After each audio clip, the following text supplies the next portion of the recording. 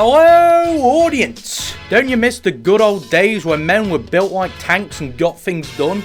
When they didn't let themselves be pussy whipped by their bitch of a wife? Well, a certain Mr. Will Jordan agrees with you. No, this man is not a rejected primeval character, but instead an author turned YouTube media critic who uses the alias The Critical Drinker. And he's got opinions about the woke soy boy liberals in Hollywood and their emasculation of our strong male protagonists. Yes, today I'm going to be responding to yet another idiot who thinks he's good at media analysis, and take him down a peg or two. Let's begin, shall we?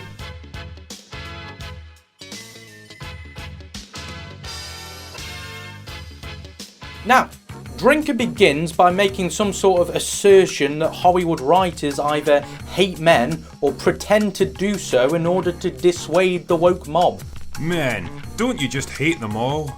Well, if you happen to be a creative working in Hollywood today, then the answer is probably yes. Either because you genuinely believe it, or because you think it's what you're expected to say these days just to get hired. The classic silent majority argument once again rears its ugly head. Now, the claim that there's a Hollywood vendetta against men is rather laughable, considering the large amount of big films that were released in the last year alone, plenty of which fall under the strong male archetype he craves so much, and the armchair psychology is just completely unverifiable.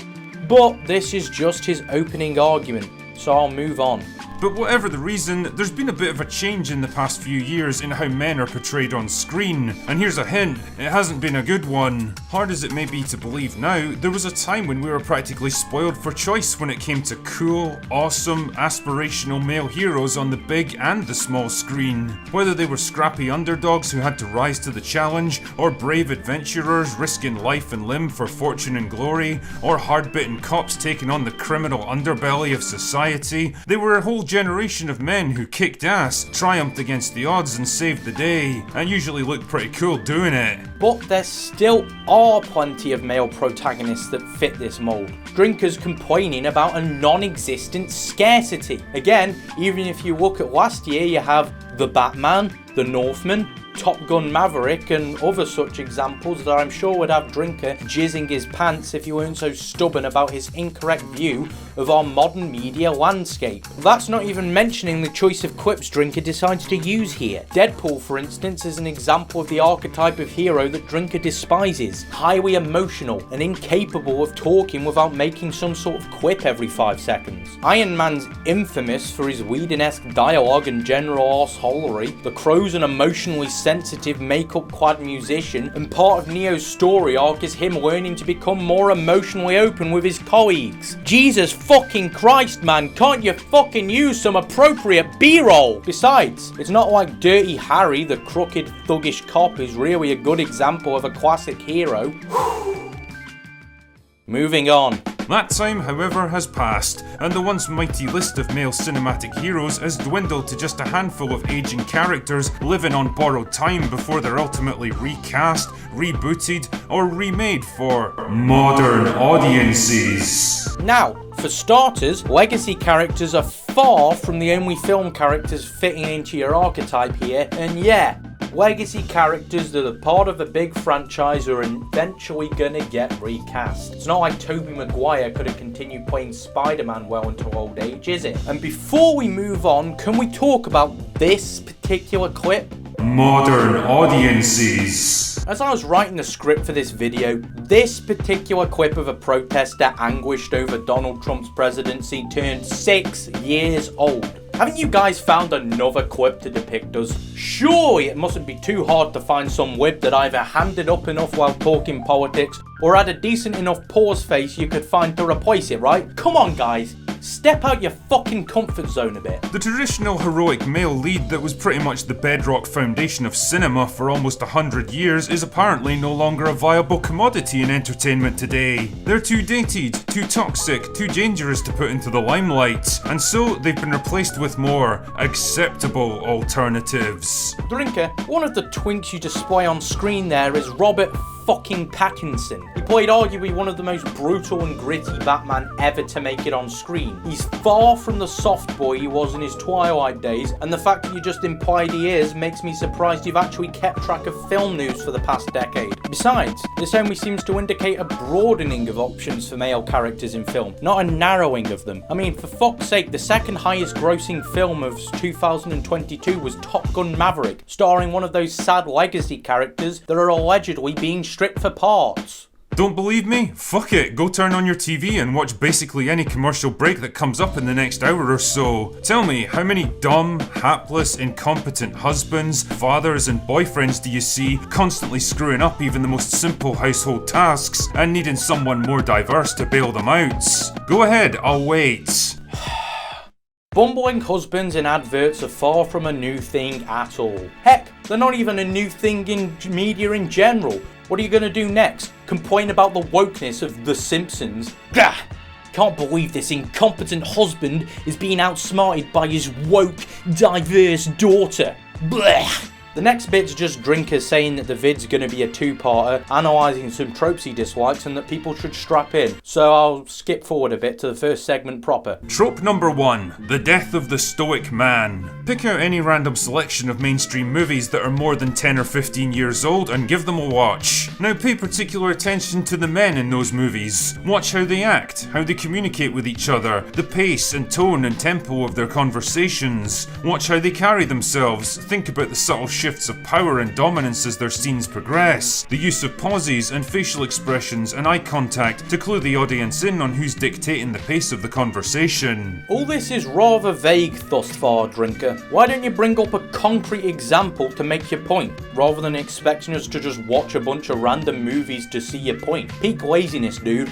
Do this and you'll probably begin to pick up on a few things, like the fact that men in older movies are generally able to convey a lot more by saying less. They're generally more reserved and project a kind of quiet confidence. They're less prone to big emotional outbursts or energetic displays of high-strung verbal diarrhea. They spend less time talking about themselves and how things make them feel, and more time grappling with whatever problem or issue is actually at hand. When they decide to show aggression, it's generally controlled and carefully measured and deployed at just the right moment for maximum impact. They're less likely to admit to personal weaknesses, insecurity and emotional fragility, or complain about physical discomfort and danger. In writing terms, this is what we refer to as Stoicism. Stoicism? Fucking Stoicism? Dude, if that's Stoicism, then I'm fucking Benjamin Burnley. Which I'm not. I mean, Stoics aren't really too concerned with dictating the conversation for starters. Trying to maneuver the behaviour of other people in such a way is generally beyond the Stoics' purview. It's a futile endeavour from the Stoic perspective to force a conversation one way or another, rather than simply rolling with the tide and moving with the conversation. But even disregarding your lack of philosophical knowledge, there are still plenty of people in movies that fit your particular favourite archetype, drinker. And there were plenty of people that didn't fit that archetype in the older days of film as well. What, you think fucking Spider-Man fit the image of a stoic man? Luke Skywalker? Travis fucking Bickle? Are we watching the same fucking movies, drinker? Have you no media literacy? All in all, Drinker here sounds more like he's thirsting over his mental image of old film protagonists than he is actually analysing the films they're from. Stoic character is one that's generally reserved and emotionally distant, the kind of person who bears their troubles and discomforts without too much complaining. It's a character type most commonly associated with traditional ideas of masculine behaviour. Why? Because that's how men generally act around each other. Once again, Drinker acts as though this archetype has vanished from films, when summer blockbusters are still very much a thing, in addition to it being far from ubiquitous even in old movies. He also acts as though being emotionally distant is a good thing, and says that men generally act like his archetype around each other, which isn't exactly true. I mean, I doubt that men tend to bear their discomforts without complaining when wife jokes are so fucking common in more laddish circles. Now take a look at men in mainstream movies today, and pay attention to the same aspects that you looked at before. I can pretty much guarantee you're going to notice a big difference between the two. The men in movies and TV shows now tend to come across as annoyingly talkative and expressive, reacting emotionally to what other people say and do, instead of coolly observant and keeping their own feelings in check. Again, I must stress that this second archetype that Drinker derides here was common even years ago. I mean, this big wave of talkative heroes was mainly kickstarted by Buffy the Vampire Slayer, which premiered in 1997, far before the 10-year period that Drinker uses as a baseline, and even older than several of the examples that Drinker uses as good movies in his B-roll. And that's not even mentioning he shows footage from The Witcher as an example of bad male representation, as if Geralt doesn't fit his desired archetype perfectly. And this is important because here's a little secret for you boys and girls. The ability to just shut the fuck up for a minute and let an uncomfortable silence stretch out before you is a pretty powerful weapon when it comes to tense conversations, because you're making it clear that you don't care much whether the other person expects a response. You'll speak to them when you're goddamn good and ready. Like you can talk. Anyways, a skill being good to have doesn't mean that all the male protagonists should have it. Most characters aren't perfect individuals, and if they were, films would be boring. Also, there's benefits to being more open about your emotions as well. Keeping them bottled up only weighs on your psyche like a millstone on one's neck. Could it be that you need a healthy balance between emotional restraint and emotional openness, perhaps?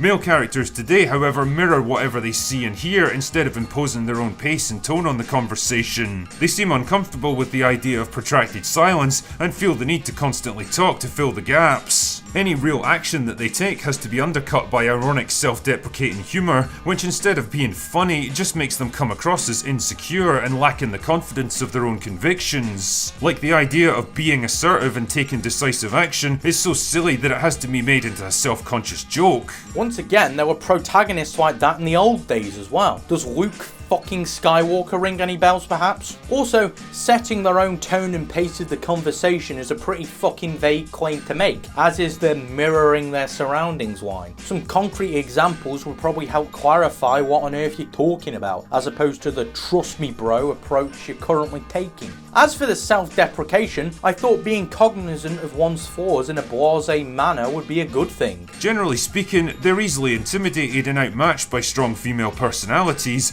usually folding like a house of cards the moment they're challenged on something, and they're almost never able to hold their own in an argument, even if the facts and general situation actually support their position. They lack both the quick thinking and the belief in themselves needed to press their advantage and assert control over a situation. Citation needed, dude? Like, one of the examples you show of male characters easily folding to female voices and not being able to hold their own in an argument even if they're right is a scene from Doctor Strange in the Multiverse of Madness, in which Doctor Strange is framed as correct and Wanda's arguments, though they be understandable, are rebutted by Strange and are explicitly influenced by her corruption via the Darkhold. As for Poe, it's pretty understandable that he'd be somewhat wary while being berated by his superior for ignoring commands to take a massive risk and getting some of his crew killed in the process, you know? That kind of thing sort of puts you on edge. In functional terms, what you see on screen these days aren't really men in the normal sense. They're basically hyperactive, hyper-emotional, hyper-talkative children forced into men's bodies. Glass houses, stones. Well, that's all I'm gonna say. They're a kind of shallow, trite projection of what insecure, effeminate, emotionally fragile Hollywood screenwriters imagine men to be, either because they dislike the idea of the masculine, stoic male archetype, or they lack the breadth of life experience to be able to write characters like that in the first place. Accusing people of not having enough experience to write diverse character types while whinging about there not being enough of this one specific type of character to the point of dismissing other character types is peak projection. Perhaps Drinker spent too much time writing airport thrillers to realise that heroes can fall into more than one archetype in order to be compelling. There seems to be this weird belief that stoic personalities are inherently dangerous and unhealthy, like men who don't constantly express their every thought and feeling are nothing but fountains of repressed rage and raw emotion, that taking decisive action and wanting to assert control over a tense situation is somehow fundamentally wrong. Well, if you're a man anyway. And well, to put it bluntly, that's absolute bullshit. I gotta say, talking about how your conception of Stoicism isn't unhealthy, while the B-roll shows Sarah Connor, a PTSD victim whose inability to process her emotions properly nearly leads her to unnecessarily murder a man in cold blood, is a pretty interesting editing choice. Yeah, sometimes wanting to control a tense situation leads you to impulsively engage in some retarded shit, okay? Also, Hagrid is far from a good example of a stoic character. He wears his heart on his sleeve and it often gets him into trouble, like when he assaults a minor in the very first film. The reality is that most of the time, men just don't feel things as deeply as people seem to imagine. They don't tend to get hung up on things in the same way that other people do. They don't constantly fret and worry over trivial problems. They don't like to be disrespected or treated as the weak link in the chain, and they generally don't complain about minor discomforts or things that nobody can actually fix, because they find that kind of behaviour annoying and off-putting in other people. And yet, that seems to be what we're being force-fed in our fictional characters these days. Jesus, no wonder cinemas are having their worst years in fucking decades. I beg your pardon? Men don't feel things as deeply as people imagine? No, if anything, people like you projecting your own discomfort with any emotion other than bursts of anger create the impression that men are less emotional than they actually are. This entire list of traits is ridiculously presumptive of men as a whole and imagines them as competitive, emotionally muted machines. It's absolutely fucking absurd. And once again, Luke Skywalker was infamous for his general complaining and for his adverse emotional reactions. Hence why that tired old meme you trotted out near the start of the vid is often referred to as Luke Crywalker, because the quip was compared to Luke's reaction upon finding out that Darth Vader was his father. And finally, I think the fucking pandemic that's lasted for 3 fucking years at this point, that confined us all indoors for a while, and still does for certain demographics, probably had more to do with the bad cinema years than movies not writing men right. Not to mention the rise in streaming services that the pandemic only accelerated. Whatever the reasoning behind it, the result is a kind of frustrating, neutered, childlike interpretation of male behaviour that doesn't really line up with what real, normal people experience day to day. Personally, I find that I can't relate to more and more male characters in movies today because they simply don't talk, act or look like any of the men I've actually known in my life, and they're definitely not something I'd want to aspire to. Wow.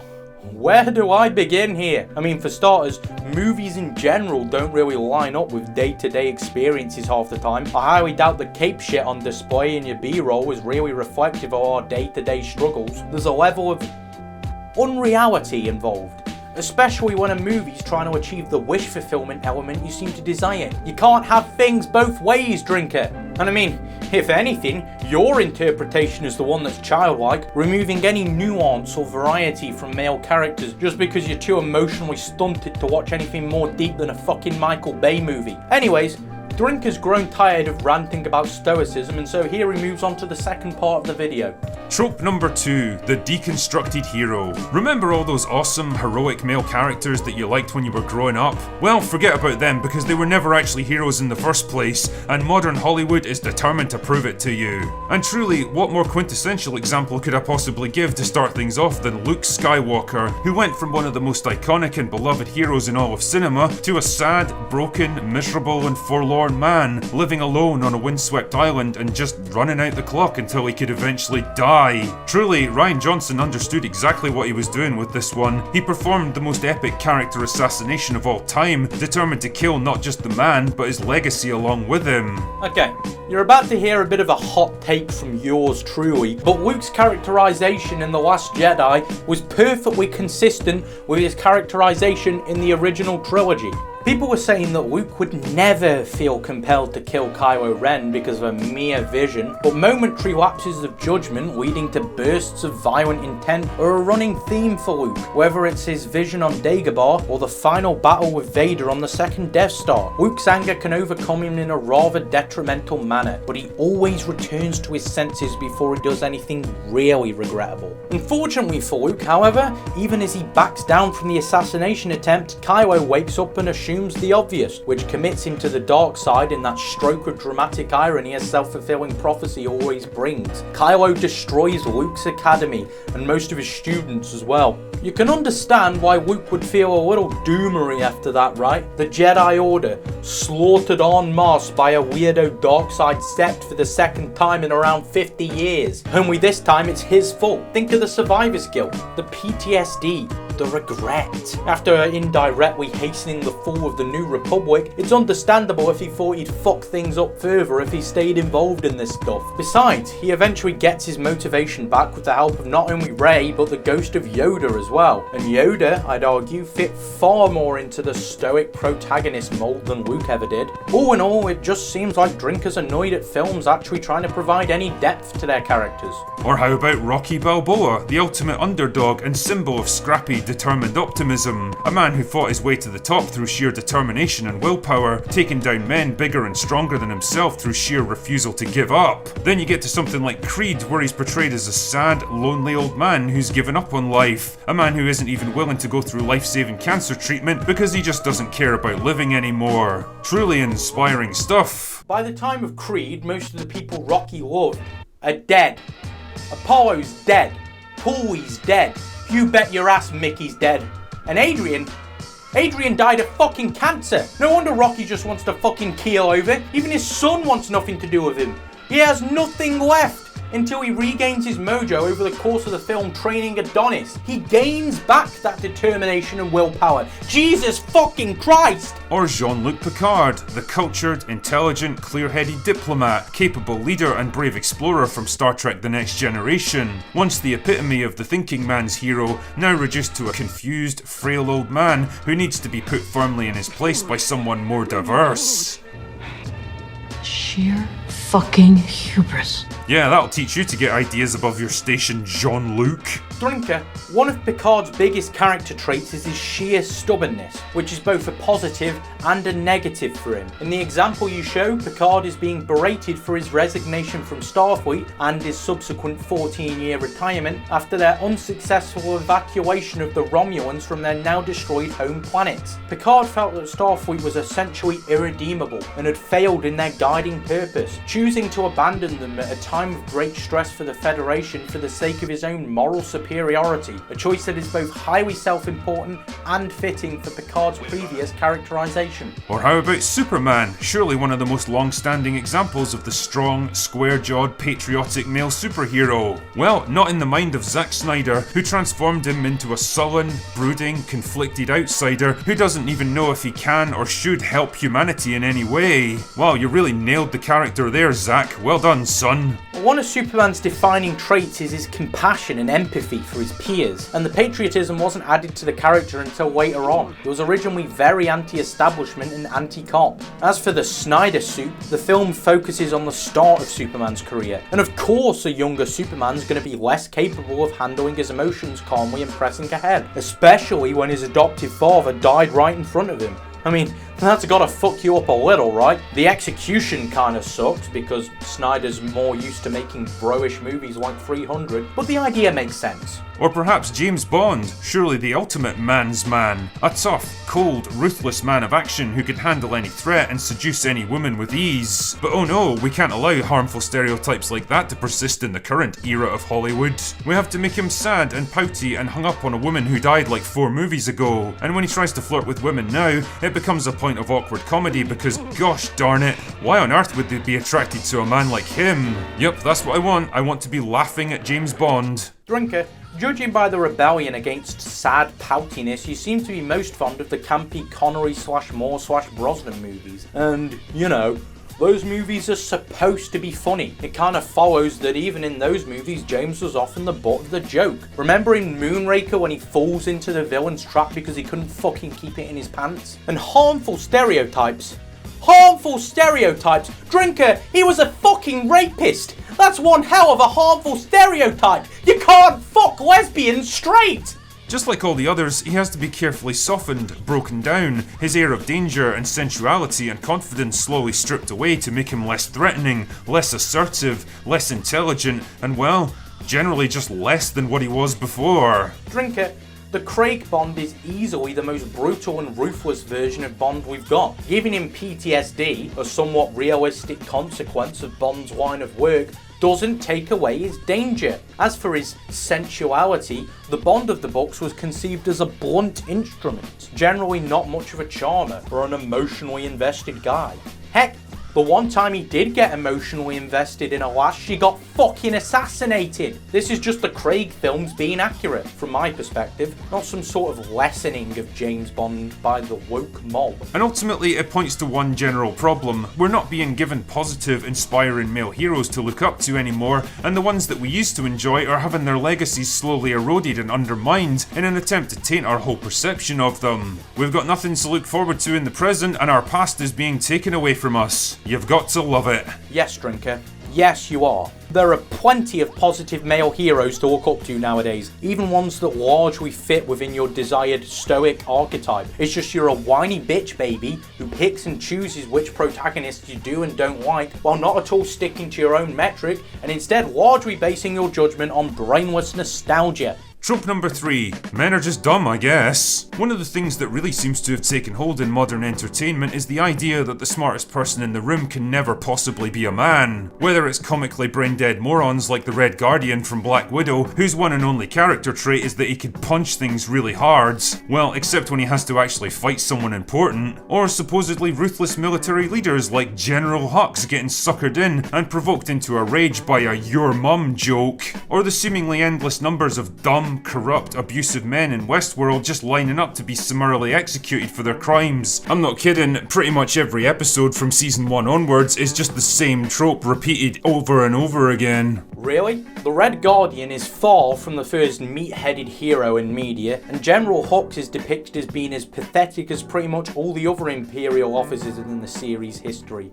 It's just that he gets more of a spotlight. I don't really give a fuck about Westworld, to be honest, and I've already put far more effort into this vid than Drinker did his, so I'm just gonna fucking skip that one. Or how about Dr. Henry Wu, the brilliant genetic engineer who made Jurassic Park possible? Except it turns out that he wasn't actually all that brilliant after all, because all he really did was piggyback off the research of Charlotte Lockwood, a far more talented and intelligent scientist who nobody had ever heard of until she was retconned into the story later.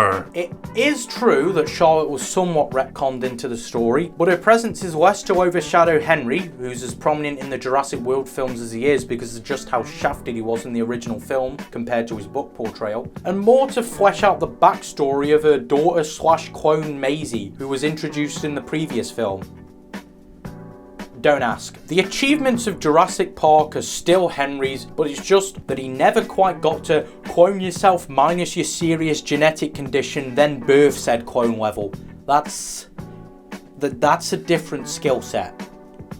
Again, don't ask. The message is always the same. Men and everything that they do are stupid. They didn't earn or deserve anything that they actually have, and most of the time they need a smarter, stronger and better female character to get them on track.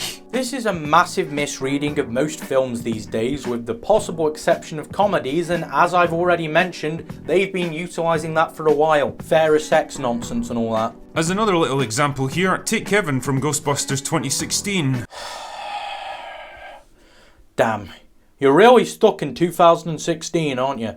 Now, his character is a counterpart to Janine in the original movie. The difference though is that Janine was always portrayed as smart, efficient and good at her job. The comedy in her case mostly stemmed from her exasperation at the others, either because she hadn't been paid or because she was wildly overworked. Yeah, she was sassy and abrasive with people, but one thing she wasn't was dumb. Kevin on the other hand isn't just stupid, he's ridiculously, obscenely stupid to the point where you could probably make a genuine argument that his character had moderate to severe learning difficulties. I feel like you're mocking the afflicted here, Paul. Now, I didn't watch the original Ghostbusters until last year, and I skipped the 2016 one as well. It didn't really interest me, and considering how dull I found the original movie when I got round to it, the 2016 one would probably be similarly mid. Drinker has a point about the idiocy of Kevin versus the matter-of-factness of Janine, but this isn't some new problem introduced by woke Hollywood. The happy-go-lucky stupid guy and the fed up of this shit competent woman have been comedy staples for decades, even if it is a little tired. It's tradition you should be mad at, not the angry SJWs. The intended humour here was to contrast his physical attractiveness with his complete lack of brains and common sense, in effect making him a male bimbo, surely one of the most tired of all movie cliches. But again, it's apparently fine to portray men this way because, as we all know, men are dumb and that's funny. They certainly don't have anything to teach other characters, even if they're far older and more experienced than them. Just fucking say himbo drinker. That is the term we have collectively settled on online, and it drops a syllable compared to the full phrase. Also, I'll once again say the whole ha stupid men thing is pretty old by this point. The Simpsons is a good example of this once again, and that's more than 30 years old at this point. Taking the Luke Skywalker example from earlier, consider how not only does he have no wisdom or lessons of value to impart to Rey despite his decades of experience with the Force, the dangers of the dark side and the possibility of redemption, but he actually learns things from her instead. Because one of the other annoying tropes of modern cinema is that you can't have male mentors teaching women anything of value. Rey did learn things from Luke in that film, and if anything, Luke learns more in this film from Yoda, his old mentor and more closely fitting into the archetype Drinker likes. That's who inspires his big breakthrough moment, that the Jedi way perhaps needed to die. They were an old, rigid group whose inability to deal with emotions properly directly led to its destruction at the hand of Luke's father Anakin. Even if this wasn't the case, using this one example would not an argument make. And I think this problem was best articulated by Kevin Feige when he was asked why Doctor Strange never made an appearance in the TV show WandaVision, when it absolutely would have made sense for the MCU's best magic user to take part in a show that was specifically about magic. Quote, "Some people might say, oh, it would have been so cool to see Doctor Strange, but it would have taken away from Wanda. We didn't want the end of the show to be commoditized to go to the next movie. Here's the white guy, let me show you how power works." And that right there is the real reason why they didn't want him in the show, because they couldn't stand the idea of a male character teaching a woman anything of value, because it would violate the rules of modern writing, which have apparently decided that men are dumb, they don't know anything of value, and they have nothing to teach anyone. And trust me, once you realise that's the thinking behind so much of modern movie making, well, you're never going to be able to unsee it. Drinker here decides to hyper-focus on one element of this quote, the white guy thing at the end. The bulk of this quote seems to point more towards it detracting from Wanda's personal struggle, which is the focus of the show after all, in favour of glop shito sightings. Drinker then uses this misread quote to extrapolate heavily and make a rather inaccurate assumption about modern cinema in the process. Now, the thing is, I'm not saying for 1 second that every male character now has to be some domineering, super confident alpha male who eats raw meat and destroys everyone around him just by looking at them. That kind of crushing conformity would be just as tedious and artistically limiting as the strong female character trope that Emily Blunt recently spoke out about. And don't worry, I'm going to address that one in due course. Believe that. But what I am saying is that it would be nice to see a bit of balance and variety for a change, instead of Hollywood trying to push the unhealthy message that masculinity in all its forms is toxic, broken and needs to change. How about showing us a range of positive male characters? How about acknowledging that men actually have something to offer the world, that the drive, the focus, the protectiveness, the assertiveness and the competitiveness that comes so naturally to them can be a force for good, instead of some destructive impulse that needs to be curbed and corrected. Trust me, it won't kill you to acknowledge that men, just like women, can be pretty damn awesome at times. And who knows, your audience might just thank you for it too. Drinker pretty much finishes off his video with this contradictory, backtracking rant where he insists that his preferred archetype isn't a prescription for men in general, despite the tone and wording of the rest of the video contradicting this assertion. He insists that men do indeed have positive traits, and then treats them as a monolith, once again boiling them down to a few essentialist traits that are only supposedly there because Drinker likes them. There's a bit after this, but it's just a see you next time thing. That long spiel is the closing argument of the vid. A truly incoherent end to an awful video. See you here when I've finished looking at the second awful vid, I guess.